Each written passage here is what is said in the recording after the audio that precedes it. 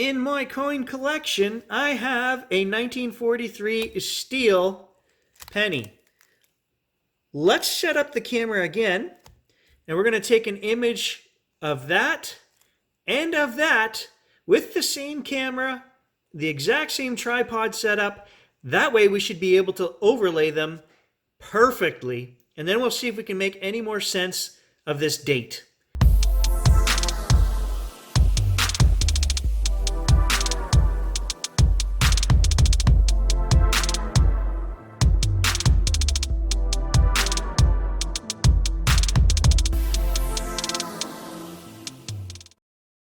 Hey guys, Unfrequented World, and I am still working on this 1943 copper coin case.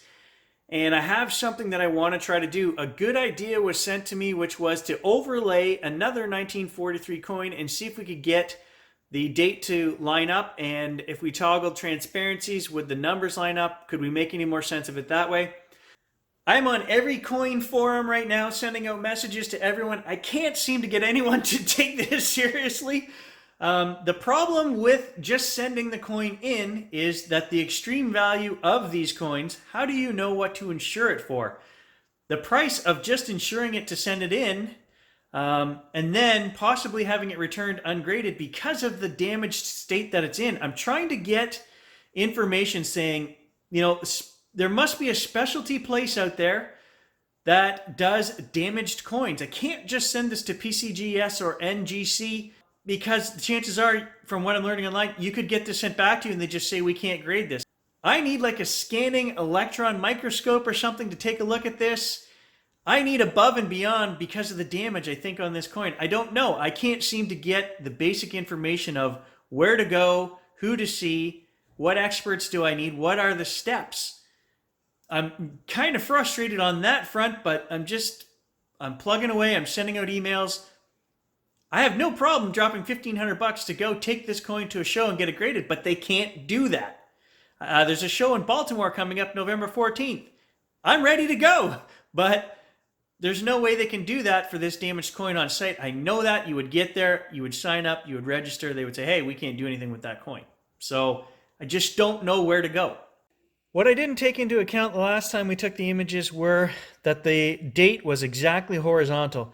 The coins were slightly skewed to the side, and that makes the tail of whatever that number is not hang down as low as the number on this side. It's minuscule, but when we're looking at a one-to-one macro shot, it looks like a big distance. So right now we're going to make absolute sure I'm making the paper square with the lines in the table, and then we're going to make absolutely sure that that coin is, the date is horizontal and both coins are filmed in the exact same position. Okay, so I've got the penny circled and a couple markings where the text is on there, and it's absolutely horizontal. And we're just gonna shoot from there. I'm gonna go through my collection and see if I have a 1948 Lincoln. We're gonna throw a 48 into this equation and see if, in fact, this is a worn down.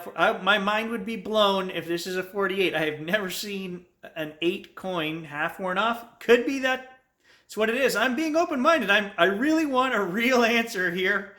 Do I have a 48? I got two 48s. Okay, we're going to take a picture of one of these and throw it in the mix. Okay, here we are on the computer, guys. I've got to say this is a nightmare, actually.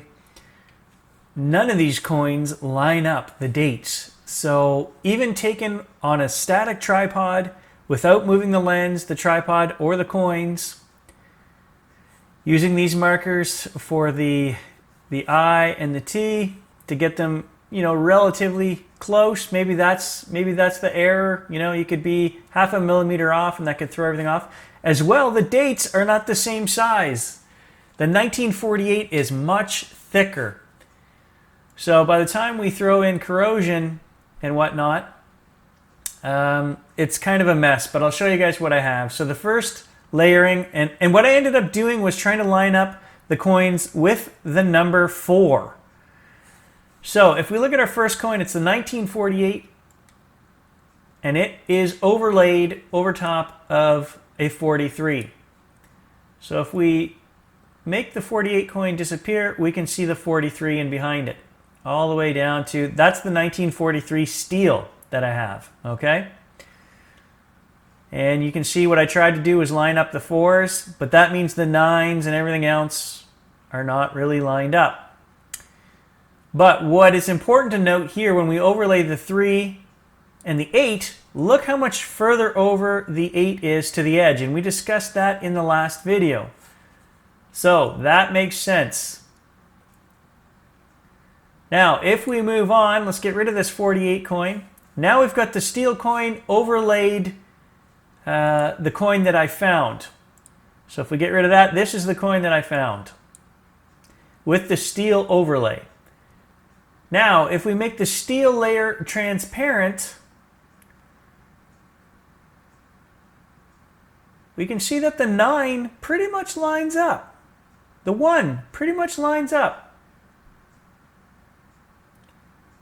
The 4 is a little bit off, I think. It's so hard to tell. If we look right here, this is where the 4 would be. And actually, it does come down further. Yesterday's video, we were saying we thought it was behind this clump of dirt. And before that, I thought it hung down here. It must hang down here. And you can kind of see a darker, that's the top of the 4. So watching that, there's the 4 on the steel. We can kind of see where the 4 goes. Now where it falls apart is if we look at the 3. It doesn't line up anywhere near this, what I was calling the 3 over here. This is what we traced yesterday. This clump of dirt that makes it look like the 3 curls up. So here's the 3, and I've actually drawn that. I'll show you that right now on another layer, right here. That's what we were calling the 3 in yesterday's video. And we were saying that this chunk right here was just extra dirt or something. But if we do that, then we see that the steel 3 is nowhere near close to lining up to that. So that cannot be correct.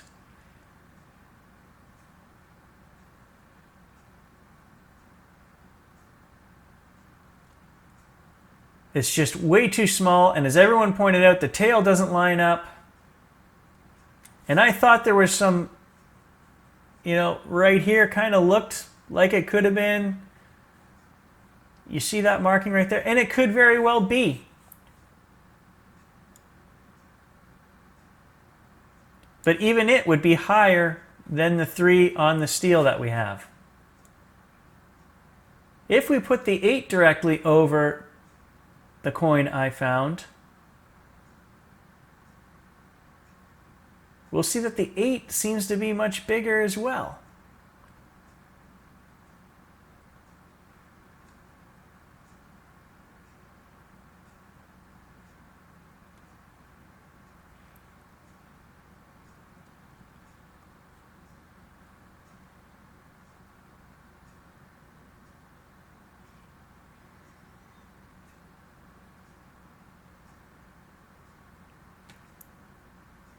The 4 is humongous, the 9 is humongous, it just doesn't line up. So none of these dates are lining up. I don't know what to do at this point.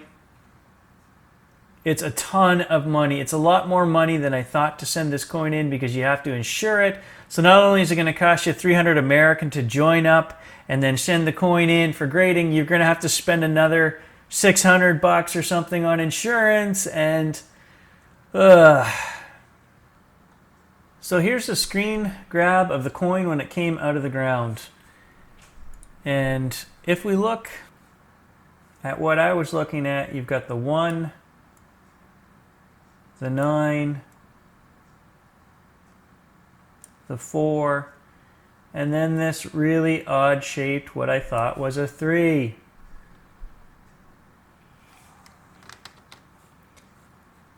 What else could that be? And is that even a 4? I'm pretty sure. I mean, I could read it. I could see the 4 as plain as day right there. Can you see that? I can see that. This looks crooked though. Even, you know, here's that chunk of dirt right there. If we remove that chunk of dirt and this were to come down, it would have to come down. It would have to come down, the tail would have to come down like that to be correct.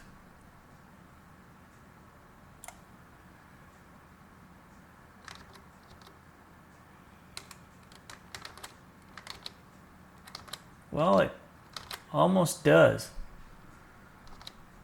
There. Did we just rub off that? I don't know. As always, tell me what an idiot I am in the comments. Thanks for watching, guys.